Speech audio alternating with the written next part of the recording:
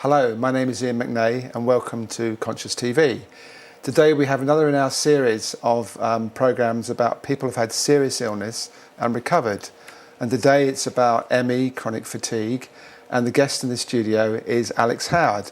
And I should explain first that Alex is also my nephew, so to some extent we've shared his adventure of illness and recovery together over the years. So first of all, welcome Alex. Thank you. So Alex, you were I think 15 when you first started to feel rather strange. So what actually happened? Did you just wake up one day and feel not well, or was it a gradual process? I mean, yeah, pretty much. You wouldn't, that's not normal with ME to wake up one day and just kind of feel ill. But literally I woke up one morning having been out at a party with friends the night before and went to the hairdressers and just kind of sat there and felt dizzy, spaced out, like something was kind of wrong, but just kind of assumed it was, I'd been drinking the night before, as I guess some 15-year-olds do, and kind of assumed it was just kind of one of those things. And then over a period of kind of a few weeks, started to get more and more fatigued. I remember one day within that period, playing golf with friends, and after 4 holes, having to get someone to carry my bag, and then just kind of walking off the golf course, which is not something that I would normally do at that point. So it was kind of a period then over several weeks of thinking, is this a virus or something like glandular fever or something like that? And going back to the GP and then really just accepting it was something that would pass within a few months. So you would go to the doctor, and what did the doctor actually say?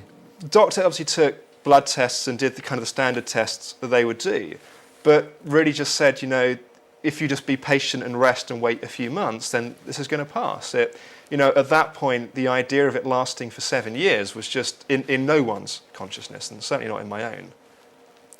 So you went to the GP and you didn't really recover.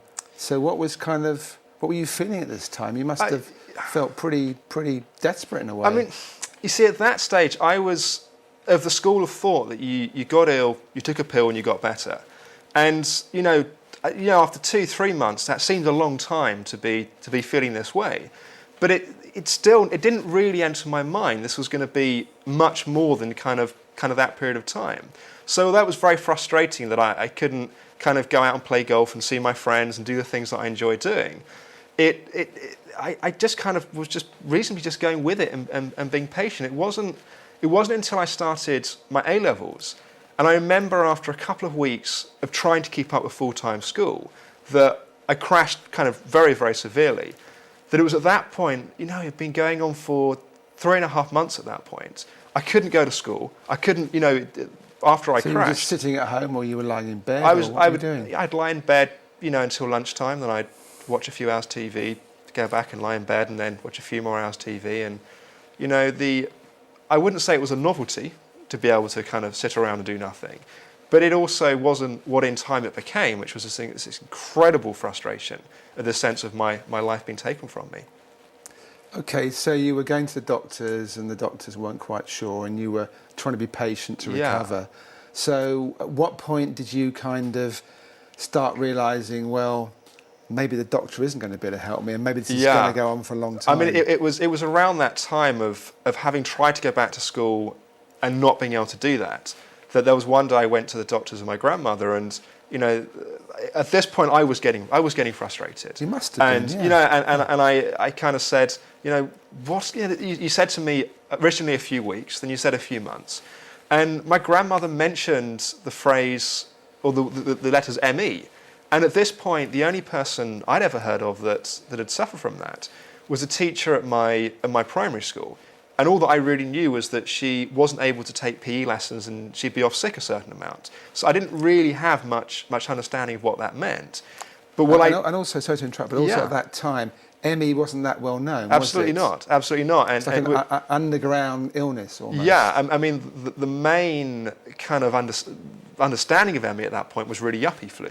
It was stressed out executives that burnt out and then weren't able to go to work. Yeah. And, apart from this teacher, I'd never heard of anybody else that had it. And what I did know is it was bad news. I knew it was something that you didn't just get over in another few weeks or a month or two. But the doctor said, yes, that sounds like it possibly could be it. And I said, well, what do we do about it? What's the treatment?